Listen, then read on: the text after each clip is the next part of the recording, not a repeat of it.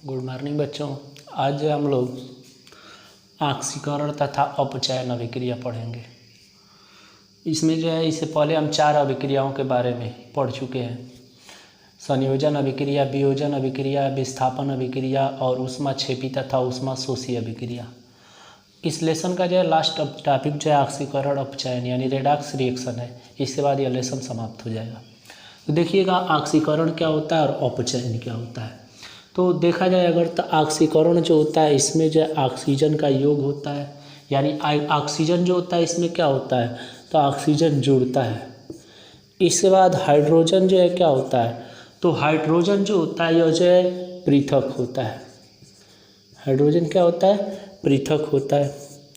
इसके बाद इसमें जो है ऋण विद्युतीय गुण जो होता है या ऋण विद्युतीय तत्व जो होते हैं, तो ऋण विद्युतीय अवयव में वृद्धि होती है और धन विद्युतीय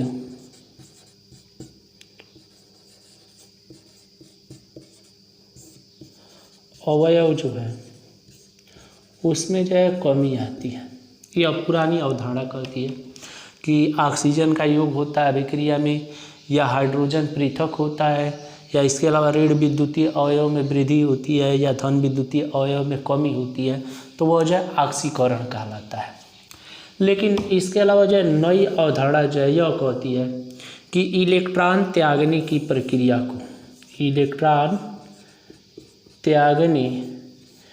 प्रक्रिया को ऑक्सीकरण कहते हैं।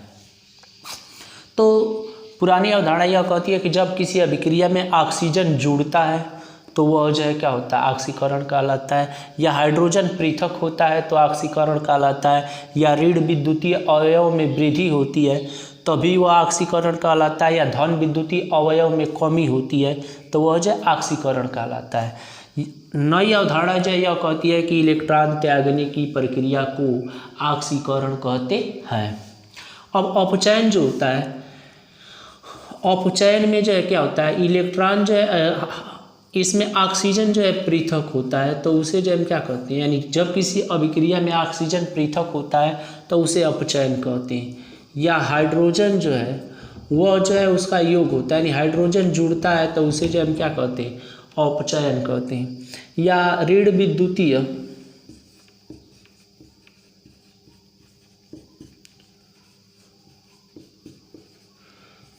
विद्युतीय अवयव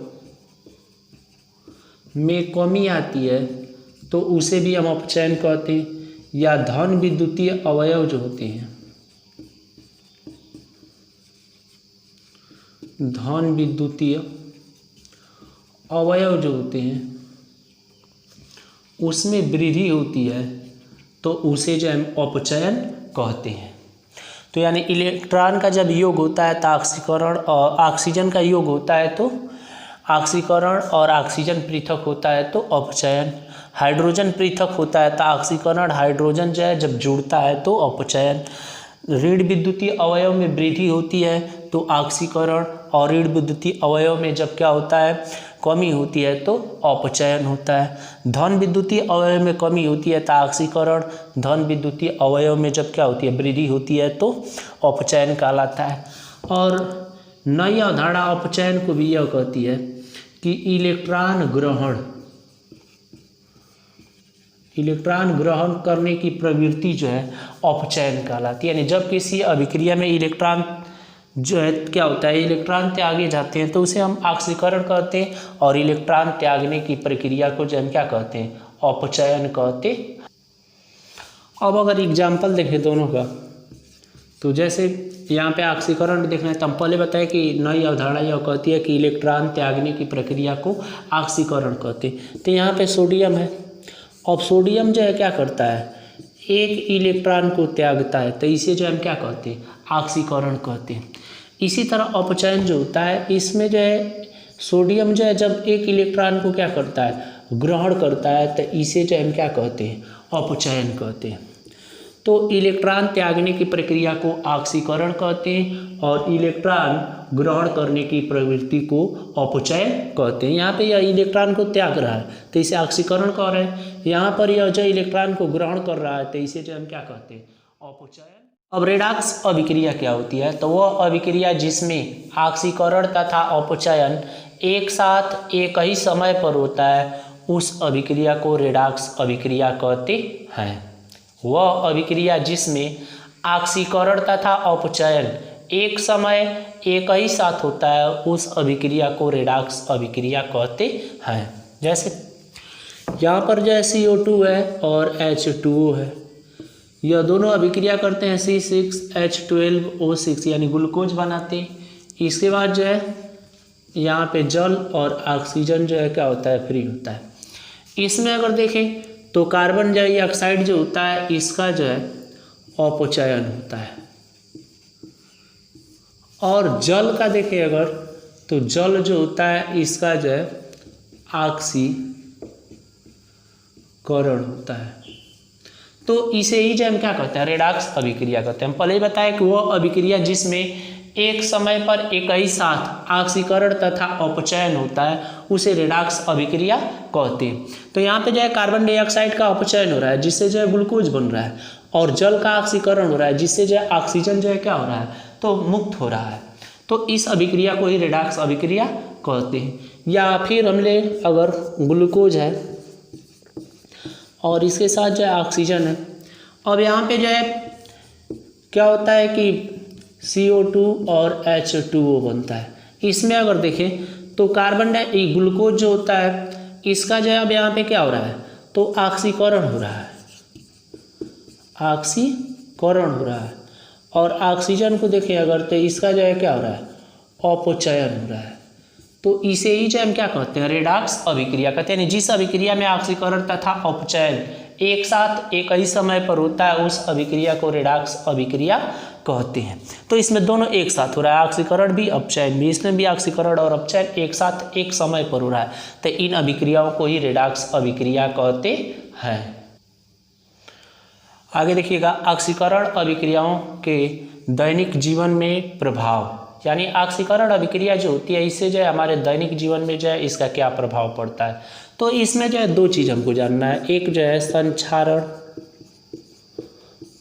और दूसरा जो है विकृत गंधिता।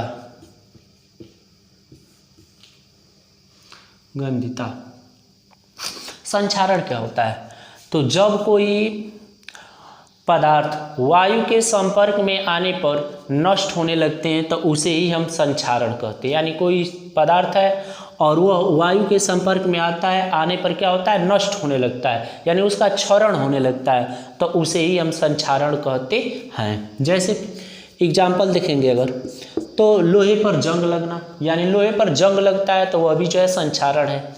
सोने चांदी के गहने जो होते हैं उस पर जो है काले धब्बे लगते हैं, वह भी जो है संक्षारण है। या पीतल जो होता है, पीतल पर भी जो है काले धब्बे लगते हैं जिससे वह नष्ट होने लगता है, उसे भी हम क्या कहते हैं, संक्षारण कहते हैं। अब संक्षारण का उपाय क्या है, कैसे जो है हम संक्षारण होने से किसी वस्तु को बचाएं। तो जैसे सबसे पहले जो है पेंट करके, अगर कोई धातु है उसे हम क्या कर देते हैं, पेंट कर देते हैं। तब पेंट करने पर भी जो है वह क्या होती है, तो उसका ऑक्सीकरण नहीं होता, अर्थात तो वह नष्ट नहीं होती है। या दूसरा जो है तेल लगा करके उस पर हम क्या करें, कुछ समय तक जो है तेल को लगा देते हैं, तभी भी कुछ समय तक जो है संक्षारण होने से वह बच सकती है। या ग्रीस लगा दें तो ग्रीस लगा देने पर भी वह संक्षारण होने से क्या हो सकता है, यानी नष्ट होने से वह बच सकती है। या उस पर अगर हम क्या करते हैं कि मिश्र धातु का लेप लगा देते हैं, मिश्र धातु का लेप लगा देते हैं, तो मिश्र धातु के लेप लगा देने से भी वह जो है धातु जो है क्या हो जाती है, संक्षारण होने से बच सकती है। अब विकृत गंधिता क्या होता है, तो खाद्य पदार्थ जो होता है जब क्या होता है कि वायु के संपर्क में आने पर उसमें से जो है गंध आने लगता है, अर्थात तो वह खाने युक्त नहीं बचता है, तो उसे ही जो हम क्या कहते हैं, विकृत गंधिता कहते हैं। यानी कहने का मतलब कि जो भी खाद्य पदार्थ होते हैं उसमें तेल होता है, और वह तेल जो होता है जब ऑक्सीकरण होता है तो जिसके दौरान गंध देने लगता है, उसे ही जो हम क्या कहते हैं, विकृत गंधिता कहते हैं। अब विकृत गंधिता के दौरान, यानी जैसे हमारे घर में जो है तेल युक्त जो है सब्जी बनती है, तो उसको देर तक रख देते हैं, अगर तेल का ऑक्सीकरण होता है उसमें से गंध आने लगता है और जिसके कारण वह सब्जी जो है क्या हो जाती है, खराब हो जाती है। तो वही प्रोसेस जो है विकृत गंधिता कहलाता है। अब विकृत गंधिता का उपाय क्या है? तो हम जो भी खाद्य पदार्थ बना रहे हैं उस खाद्य पदार्थ को अगर हम क्या करते हैं कि वायुरोधी अगर रखें उसको, तभी भी जो है उसका विकृत गंधिता नहीं होगा उसका, यानी खाने युक्त रहेगा। या खाने युक्त पदार्थ जो है उसमें नाइट्रोजन गैस भर दे रहे हैं तभी भी वह जो है क्या होगा, नष्ट नहीं होगा। या अगर उसको हम सूर्य के संपर्क में से बचाएं, अर्थात सूर्य वो उसको ताप में न रखें, तभी भी वह जो है क्या हो सकता है, तो जल्दी से खराब नहीं हो सकता है। जैसे हम जो है फ्रिज का यूज करते हैं, दाल सब्जी जो भी हमारे घरों में बचता है उसको फ्रिज में रखते हैं। क्यों रखते हैं? इसलिए कि वह ठंडक रहेगा, अर्थात तो उसके तापमान नहीं मिलेगा जिसके कारण ऑक्सीकरण नहीं होगा और वह खाने युक्त रहेगा, अर्थात खराब नहीं होगा, जिससे जो है विकृत गंधिता की प्रोसेस नहीं होगी। तो यह लेसन बच्चों जो है यहीं पे समाप्त हुआ। फर्स्ट लेसन जो है कंप्लीट, पूरा वीडियो जो है हम अपलोड कर चुके हैं और इसको पूरा देखिएगा। आप देखने के बाद अगर कोई भी प्रॉब्लम होता है तो कमेंट करिएगा और हमारे चैनल को जो है लाइक एंड सब्सक्राइब करिएगा। Thank you.